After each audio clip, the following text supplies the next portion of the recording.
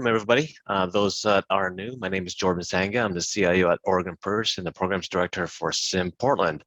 So today is the first of 3 in a series for women in IT. So I'm going to introduce Sasha Basho, formerly with NetFoundry. She's been the leader in putting this Women in IT Lunch series program together. But before I hand it off to Sasha, I do want to remind everybody that you will be receiving a short survey in your email inbox. So it should only take about 60 minutes to fill out, and that'll help Sasha and I shape our future programming. So thank you. It's all yours, Sasha. Thanks, Jordan. I appreciate that. So welcome. By the way, it's not 60 minutes to fill out, Jordan. I'm sorry, 60 seconds. That'll be a That's long actually survey. an important clarification. Thanks, Jordan. So welcome to the SIM Women's Lunch Series. This is really designed for women by women, and it's part of our extension and outreach for diversity in regards to SIM, which is a Society of Information Managers, and really their charter is to help develop leadership within the IT or technical space. Our mission is to create a safe space to break down kind of diversity topics into tactical and practical elements so that there's something that you can actually apply into our world. We find oftentimes there's a lot of conversation and panels that talk very high level, and our hope is to really give you some great ideas and insights that you can take back immediately into your teams. One of the keys to our platform is the fact that it's interactive. So please, at any time, feel free to launch a question. You can use the chat, or if you would prefer to ask your question in person, just let us know in the chat so we can unmute you. But it is really important, and we will have a QA period of time towards the end of this session. So please start gathering your questions, or feel free to place them in the chat. We are monitoring that. So Pradeep, would you mind moving to the next slide? So what we're going to review today is basically, there's a couple of topics that we'll cover, or I should say an array of things. One is the recognition, the need for allies, really the changing approaches. So as people mature in their careers, how they might have approached that role differently. And I would also say our culture is changing. Some of the useful tools and strategies, impactful ideas for being an ally, starting points for allyship, because many times we get the question around, well, you know, I don't have the title, I don't have the power. Well, there's lots of opportunities to support as a peer or other roles. And then we will have about 10 minutes at the end for questions and answers. Really, our goal today is for you to be able to take something away, one thing away from this conversation that you could immediately apply when in your role related to allyship. So we'll go and start off with what we're using as a definition. Pradeep, if I can get you to bump. So to start off the conversation today, really, it's an inclusive behavior that aims to promote representation with our teams, celebrate diversity, and increase inclusion within the workplace. And there's many ways that people can do that. To start that conversation with us off today, we are going to have 2 great panelists join us. So Pradeep, if you wouldn't mind moving forward.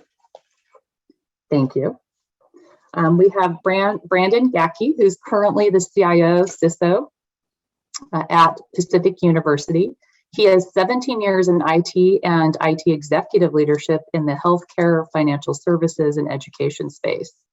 His current responsibilities are delivering on a strategic plan and operations or operational support to basically enable the goals of the university.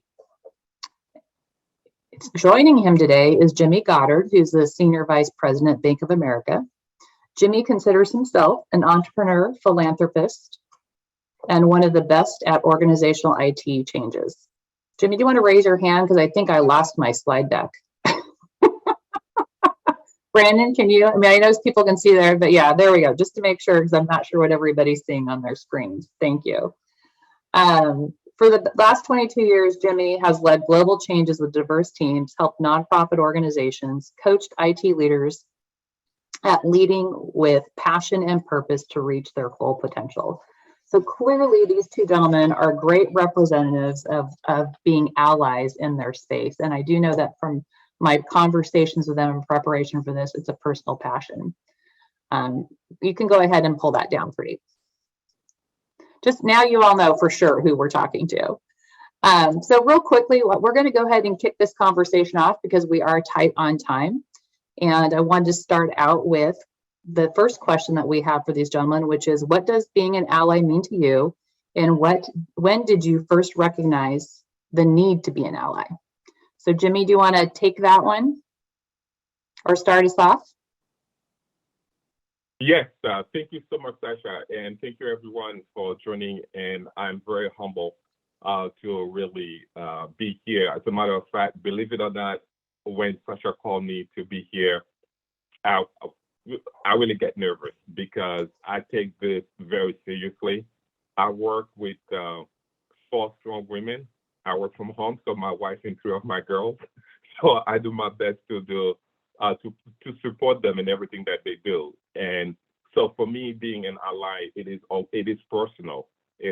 And at the beginning of my career, I was really naive, if you will, or innocent, thinking that everybody should have a fair share at anything as long as they have the capabilities, right, to fit the role. It dawned on me as I was coaching soccer, for a team at work, and which was co-ed, and 80% of the team was women. And I kept on saying, let the best men win. And I'm like, hold up, we have mostly women in our team, and we keep saying, let the best men win. So that was the spark for me that started this whole notion of being an ally for women.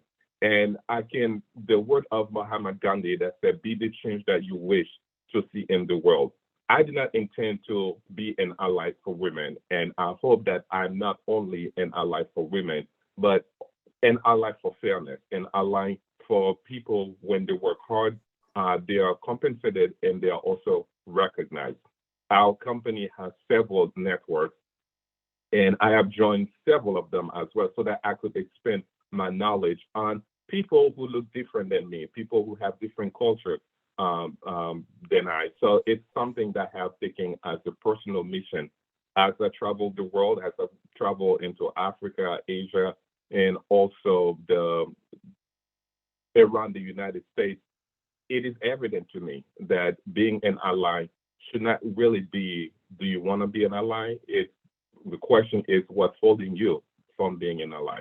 So that is a passion of mine. I want to be the change I want to see in the world. I want my girls to have the opportunity that my son will have in this world. And I want to do my best, to the best of my ability, to make sure that happens. Thank you, Jimmy. Brandon, on next, how would you like to answer that? So, I mean, I love these kind of questions. So, I mean, I look at allyship as being, not everybody looks like me. And it took that realization that there are lots of others that have a different lens that they've lived through life, different lived experiences. And being an ally means recognizing the unearned privileges that I have and what can I do to take action and make things better? And why does that motivate me? Early on in my IT career, I would find myself working in organizations that were, no joke, between 80 and 95% women. But the IT section was 95% or more men, or those who identified as males. And there's a kind of disparity in there for those that were here to serve. And then I saw that reflected in a lot of our leadership groups as well. And I always take it, be a listener, be a lifelong learner.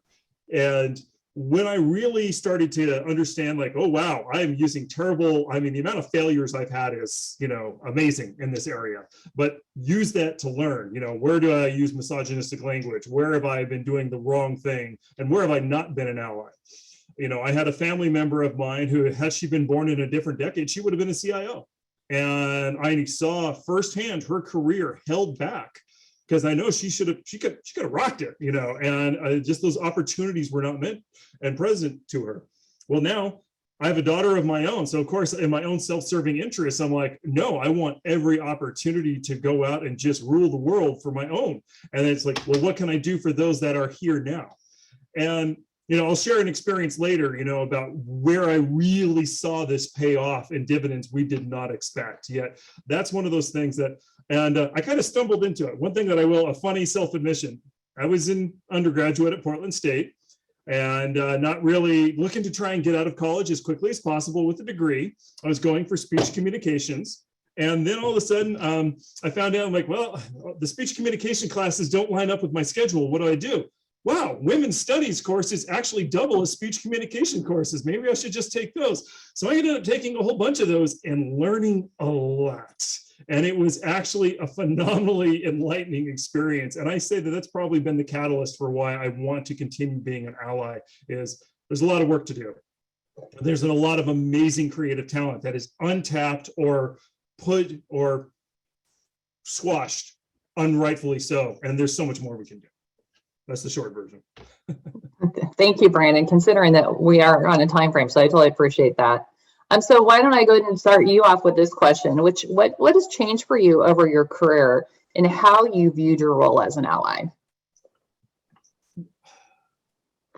Taking this from somebody, change doesn't happen in your comfort zone. We took a risk at one of the organizations that I was at. It was one of my first leadership positions. And I noticed that, oh, wow, I've got coworkers who are doing the same role as me in other parts of the organization. They're working twice as hard. And they're all women. And the males, they're not one of the guys. They're not joining us after work. And so what I did is I actually spoke out one day at a meeting like, well, so-and-so has already done all this. Why don't we ask them? Now, that produced positive change in the end, but that was not necessarily the safest space to try and shine a spotlight on this individual who had been working hard. She did not feel safe, and I should have cleared it with her. So again, a failure and a success, failure that I should have checked with her first. Success, I was trying to be an ally, and in the long run, we were able to build an avenue for that person to receive more experience. And honestly, they ended up being the boss of one of our divisions because they were so darn good at what they did. I also wanted to just real quickly, one real cool thing that we did at another team that I led, I got there again, 85% identified as female, and the rest in IT, we were 95% not. By the time I left, we were 50-50, which was a huge success, but more importantly, the diversity in thought and in gender identity and all of that came into IT was huge. Not only did we learn how to speak the language of those that we were serving better, our fellow coworkers, our product got better, our language changed. We went from being the most reviled, team in the entire organization to receiving applause at company meetings because we finally were understanding how to listen better and talk in a language that was receptive for those with lived experiences. So the quality of our support went way, way, way up. All right. I can stop there because I know I can go on for a while on this one. That's awesome. No, it's always great to hear how small changes, right, in perspective or coaching can really change the business, quite honestly. I mean, that creates great business results all around for the client, the employee, and the organization. So, Jimmy, from your perspective, do you want to share a few insights around the things around how you've changed your view or how you've gone after allyship differently over your career? Oh yes, it's a pleasure. My view has changed very early in my career. As I mentioned, I was really naive in saying that it was not an issue. And as I moved, and similar to Brendan, I started working in a financial center where I had 21 women. I was the only male in the financial center. They gave me great advice for my marriage. So thank you so much, all the women that I work with. I learned a lot. Believe me, I learned a lot. So early when I get married, I didn't know what to do. I mean, I had 21 women to give me advice, and believe me, I am very grateful. So as I move, as I transition to technology, I brought that mindset that, if you work hard, if you know what you're doing, you really should get promoted. And quickly I realized, of course, being a minority myself, that was not really the case. Where I noticed folks, even myself, with the ability, with the capability to do the work, and the work usually went to somebody different who probably, in all fairness, may not have the same capability to do the work. So that really woke something on me and opened my eyes to see, hey, I have to take ownership of this. Then I started doing a lot of studying on leadership, on how do you lead without, how do you influence without authority? So when I've had the opportunity to build teams, I make it a conscious matter for my team to be diverse. And by diverse, by really get the talent. If somebody meets the criteria, if somebody can do the work, regardless whether it is local or global, that person should get the work. And that's something I'm very firm on. And I also so my teams have always been diverse, whether it is nonprofit that I manage, whether it's global team that I lead for Bank of America. I always granted have a diverse team so that I want to make sure that I practice what I preach. And I also ask my teammates to hold me accountable of that. One matter that I discover in meetings, usually my female colleagues usually tend to be very silent when we're talking about technology and so on and so forth. They're usually more vocal when it comes to communication, when it comes to change with people, but when it gets to processes and technology, they tend to take a backseat. And oftentimes they have great ideas when they're talking to me, but in meetings, they do not voice their opinion. So what I have changed is in meetings, everybody has to speak before somebody speak again. So if we have 5 of us in the room, every single one of us have to speak and share our opinions. Yeah, if you don't have an opinion, you may say, yeah, pass. But I make sure that everybody has a voice. And another thing that I do, I've noticed some of my colleagues done. Sasha, you may have an idea, you state it, and all of a sudden Brendan take your idea and rephrase it and get credit. I'm like, yeah, but that's what Sasha just said, right, Sasha? So I reinforce it to make sure that my colleague, my teammates on the women's side, they'll really get their voices heard. Another thing I've done also is when I know somebody has the skill set to do the work very well, I promote them. I ask them, hey, this is in your wheelhouse. You should do it, right? Somebody can support you, but I believe in you. I believe that you can do this. I have learned at a very young age, and this is, of all my teammates, I try to do this. I try to put their hat 5 inches above their head and make sure they grow into it. So I make sure I'm conscious about this when I'm in allyship with a colleague, because if I don't do that, sometimes they don't get the recognition, the ideas that they have that's beneficial not only for the team, for the project, program, portfolios in the company do not get recognized. And it's really not fair for somebody to have the creative idea, put it out there, and for somebody else with a bigger network take that idea and get recognized for it, get compensated, get promoted, and the person who was the originator of the idea really, got left behind. So that has been my experience, and it has been for more than a decade. What's disappointing for me is with all that work, I will tell you, I have not seen much changes.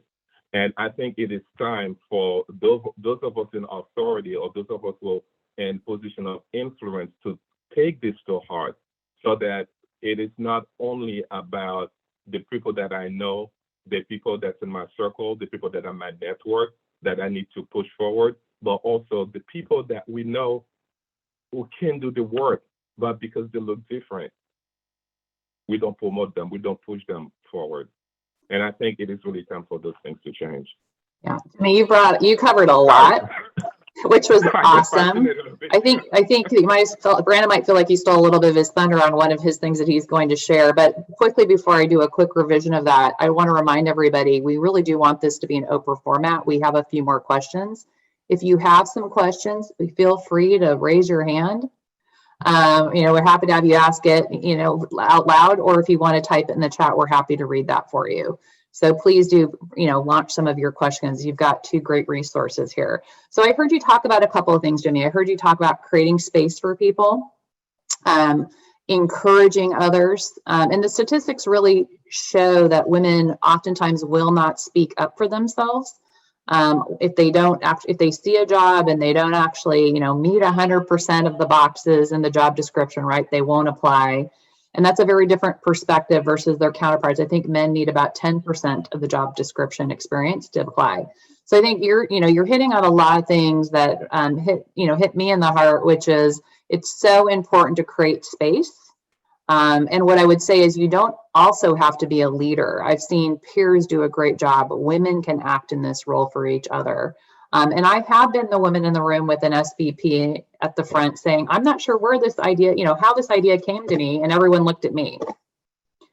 No one said anything, but they all looked at me. So I know what that feels like because everyone else knew where the idea came from. So it's really important to make sure that recognition for contribution goes to the person who provided it. And I think women, above all, that creates a lot of loyalty too, if you're concerned about retention in your workforce. So Brandon, on that note, would you mind sharing kind of some of the tools or strategies that you've used in support of allyship?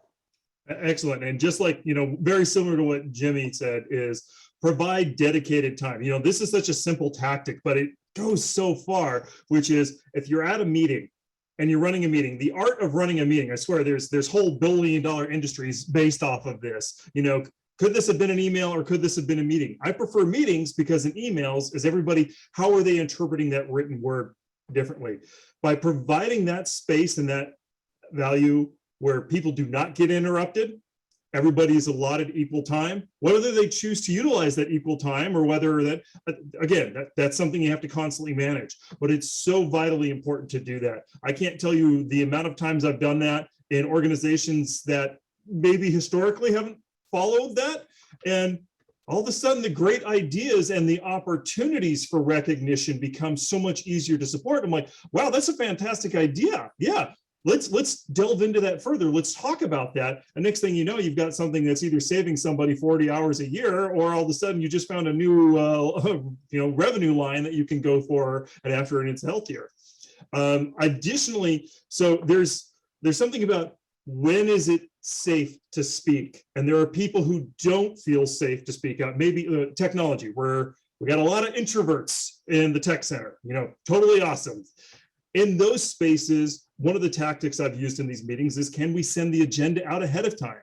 It's a simple thing, but send it out ahead of time to allow those kind of introverts time to think, to cogitate, to kind of come up with their ideas. And I offer myself up as a resource, saying, if you're not comfortable talking to that, I'm happy on your behalf, of course, recognizing that you're the genesis for the idea, for all of these ideas and discussion, and get that material ahead of time.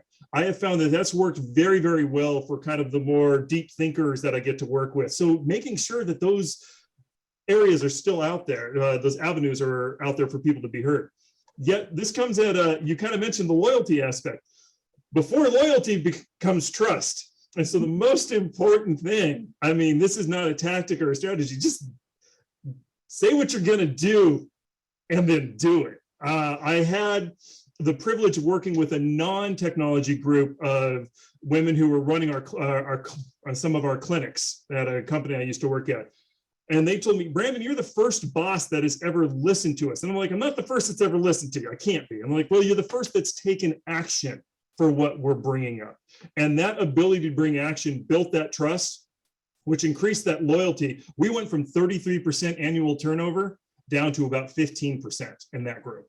In another group, we went down from, I think we had 40% turnover in 2 years to 5% in 7 years, while still increasing and going from that 95% male to 50-50. So giving people an avenue to be heard. So again, dedicated meeting space, agendas beforehand, making yourself available. Those are 3 simple tactics. Just listen, listen, listen. More importantly, act on what you're listening for.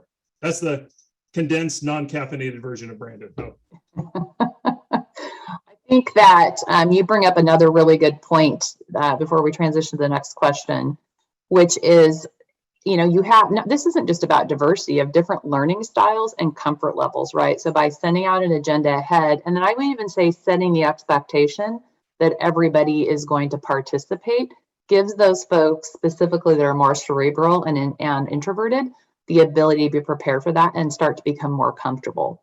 And by the way, you don't have to be a leader to do that.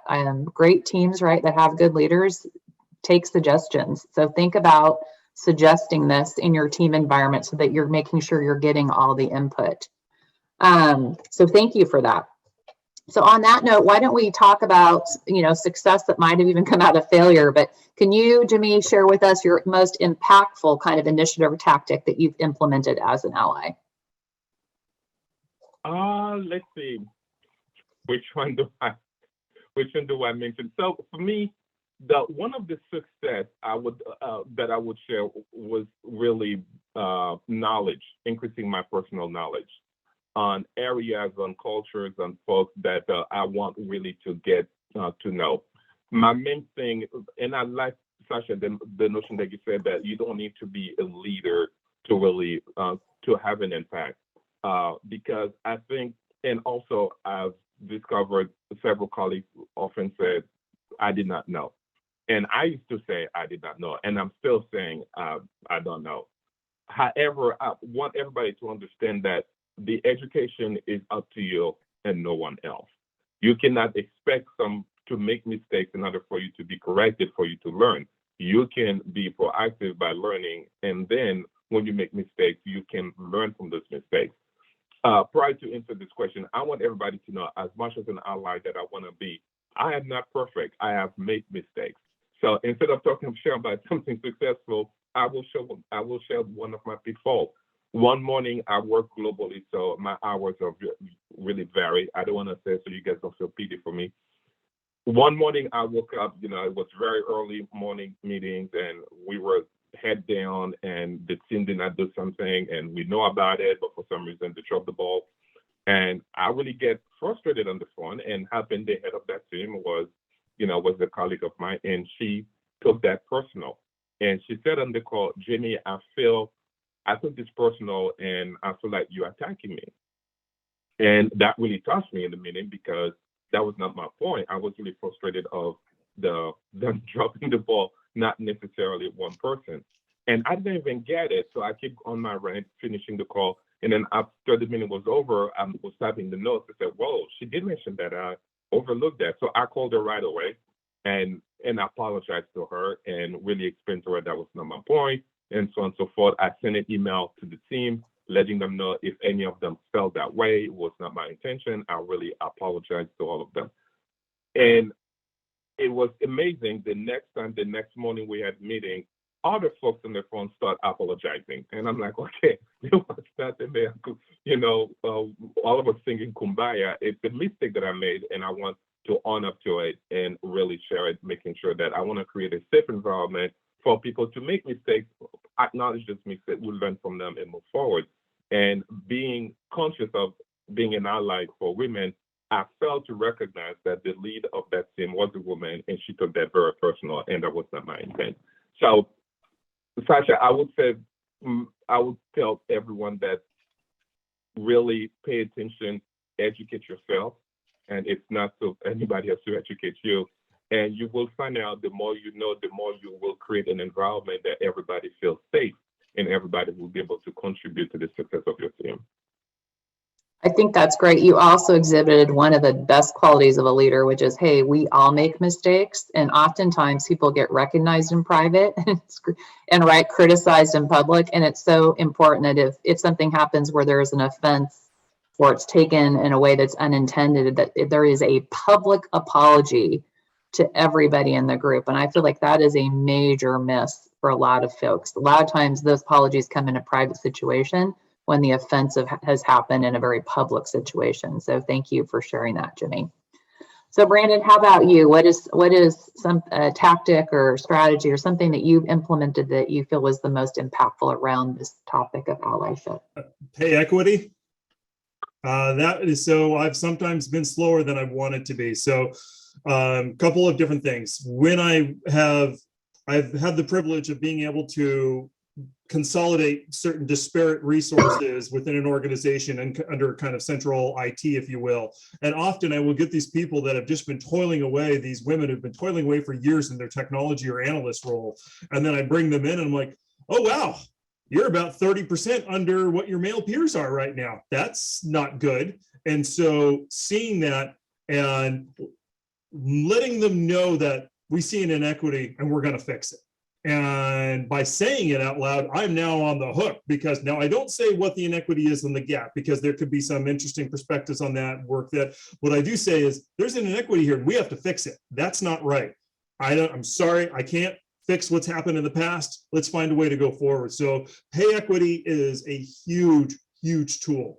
And there are ways to do it. Not everything's going to be successful.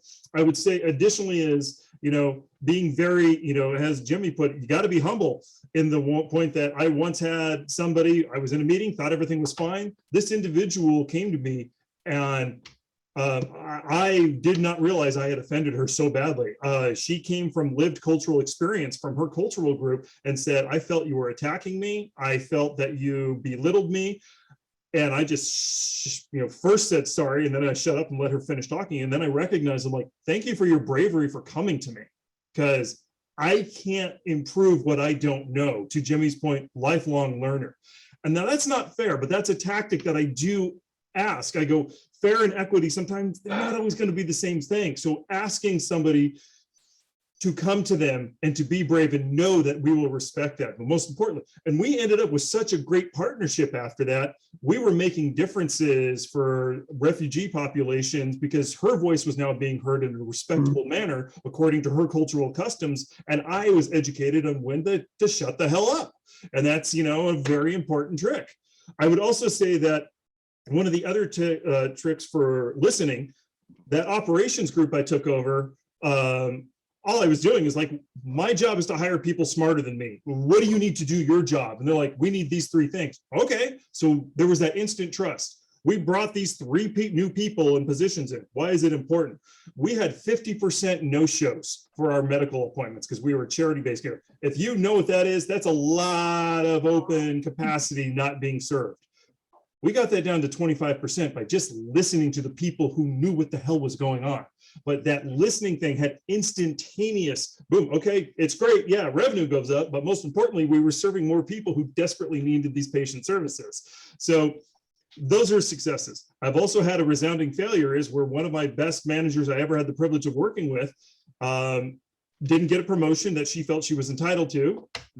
There was a disparate and I failed. She goes, I just never going to get ahead and you're part of the problem. And we never got over that, unfortunately, but it was such a crystallizing experience that I'm not her. I did fail. I thought I was being a good ally. It wasn't enough. I wasn't doing enough. I should have done more. And now I use that as a catalyst that even though it didn't help her in her situation, it's helped others that I get to lead and work with. So using those tactics of listening, reflecting, but most importantly, continue to act. Change doesn't happen in our comfort zone. I know I said it already, but if you're uncomfortable, that's probably a good thing. It means hopefully you're leaning forward in the right way. But to Jimmy's point, creating a safe space where people can feel comfortable for that trust is so vital as well. They don't exist without each other. Thank you, Brandon. I actually have a follow-on to that, but I want to give the audience an opportunity to ask a question. If there's any other questions, we are coming down to our last 7 minutes and we'll wrap on the last couple. So if you do have a question, please enter it into the chat because we do want this to be interactive. Did I hear somebody? Okay, Brandon, so I have a follow-up because of our previous conversations, and Jimmy, you may want to add after Brandon. One of the things that I've noticed in the past, and this has to do on the topic of elevating others' voices on your team, and it's something I think peers can do. Could you maybe talk about, I know you talked that, you talk about moderating a team meeting, right? And watching those dynamics. Yes, and often what I'll do is I'll stop, and these are even meetings where I'm not the leader, or again, I am the moderator. So I've been on other teams with many different team members, and I'll be like, that's a really great point. It looks like so-and-so over here, do you have something you wanted to add there? I wanted to make sure that you have an opportunity to speak on this one because it looked like you had something to add before we go too far down the road. Like literally that statement I just put in there is an invitation, trying to be somewhat disarming and providing an avenue for the rest of the group. Now that's my privilege I get to use. I have a loud voice. I'm a big guy. I'm a large presence in a room. So I utilize those skills. Any skills overdone can be a weakness, but I try and do it in an appropriate manner where I can provide that avenue for a peer or somebody else that maybe doesn't have that opportunity to speak up. Thank you. Yeah. So we do actually have a question in the chat. Thank you, Richard, the president of SIM. Appreciate you leading by example. His question is, with more diversity comes more conflict. How do you manage that well? Jimmy, Brandon, who would like to take that? You guys have got 3 minutes. All right, let me go real quick. So if I hear the question, more diversity means more complexity. How do you manage that? Is that correct? Yes. It comes conflict. What I would say, I think he said it comes conflict, right? And how do you manage that? Yeah, how do you manage that? So I'm going to take that and put it within the context of the previous question. So one thing that so of course I have early morning meetings. So what I do, I create something called Having Coffee with Jimmy. So our meeting is at 6 o'clock. I start the meeting about 5:45, and I ask my teammate, hey, tell me something good about your weekend, or something. Tell me something good about your day. It is amazing how people just open up. So I did this 15 minutes. Before you know it, people were waiting about 5:40. To the point I get the meeting to 5:30. The first 30 minutes is getting to know each other. And one coworker of mine, she's from India, and she was getting married, and so I kept asking her questions about her wedding preparation. And for the longest, she sent me an email. Nobody has ever shown interest in her until we started that series, Having Coffee with Jimmy. And I have them as guest speakers. So this morning we have our guest speaker, which is Sasha. So Sasha, tell us something good about your day. And it is amazing to put them in the spotlight and they start talking. So yes, diversity is complex because we don't have that experience. And one thing that I've done, and I want to add to that meeting component, is ask your teammates to hold you accountable. And so therefore, it's not only me that's watching what I say, how I say what I say, but I have also teammates that really watch what I say the way I say it and can come back and tell me, hey, Jimmy, you know what? You made that statement. You may not be aware of it. That was kind of a conscious bias. You know, the way you said it was kind of a little bit demeaning. The person you're talking to may not even receive it that way, but other people in the room take that as an offense. So by creating that environment that people can come to you to educate you, to tell you where you fall short, it's a way that you can to manage that complexity. Yep. That's great. For anything to add? Yeah, the only thing I would add to that is it fully in support. You never stop learning. You know, for example, the SIM book club here for Portland had The Invisible Women, Data Bias, and World Design for Men. I mean, don't stop learning, keep reading. There are avenues out there. This seminar and Jimmy brought a good point. I don't have, my coworkers are my partners, you know, and so it's a partnership. Is coach me when I'm doing a really, yes, Jimmy, you said it best. That implicit bias is so prevalent still. I do it. I don't know when I'm doing it. And that really does help. To the question that says, besides soliciting feedback, are there any other ways to measure your success as an ally? Retention. Look at your retention. That's a much longer time horizon, or the amount of HR instances that you may or may not have. Maybe amount of reports versus amount of litigations. You know, I've worked for some organizations that that had very heavy litigation stacks, and after instituting better diversity training, it went way down because we expanded our definition of how to learn and how to listen. So those are quick ones that I've got. That's great. And I approve this message. I'm sorry, what did you say, Jimmy? I approve this message. That's awesome. So real quick before we wrap, because we're 2 minutes from the time we promised we would close this out for you. And thank you for the two of you watching the chat. Real quick, the other thing I would recommend on this topic of conflict is the fact that it does help if you know yourself and you know others on your team. So oftentimes, standard frameworks for like fierce conversations, or giving people permission. So Brand, I heard you and Jimmy talk about listening, but I think the other step to that, and I've seen it used effectively, if you give people permission to bring right things to your attention and reiterate that, don't just do it once, but continue to let them know, right, that basically transparency in the communication is important, and that you are lifelong learners. And I think that can happen both in a peer capacity as well as a leadership capacity. Also understanding the talents of your team. So when you find that there's a conflict, you can speak about, I do it all the time. I drive activators nuts because they want to immediately move to action. And I want to think about it a minute. So just remember, with that diversity, right, you need mechanisms for you to know yourself and how you interact with others. And then that gives you a universal language that removes some of that conflict and tension that can occur. So on that note, we're very grateful for you all joining. Pradeep, I think we have a slide for our upcoming events. We have re-engaged the lunch series. So our next session is going to be on March 16th. Somewhere there's a slide out there. And our topic is going to be finding an ally. So we thought we'd first start with, what does it mean to be an ally? and being one. And then our next one is going to be finding, because that is an important thing and it's an intentional path. And then thank you. And then from there, basically, I'm sorry, I missed the SIM chapter meeting. So SIM is Society of Information Managers. As mentioned, it's dedicated to improving leadership in the IT space. And their standing chapter meeting is March 9th. Anyone's welcome as a guest.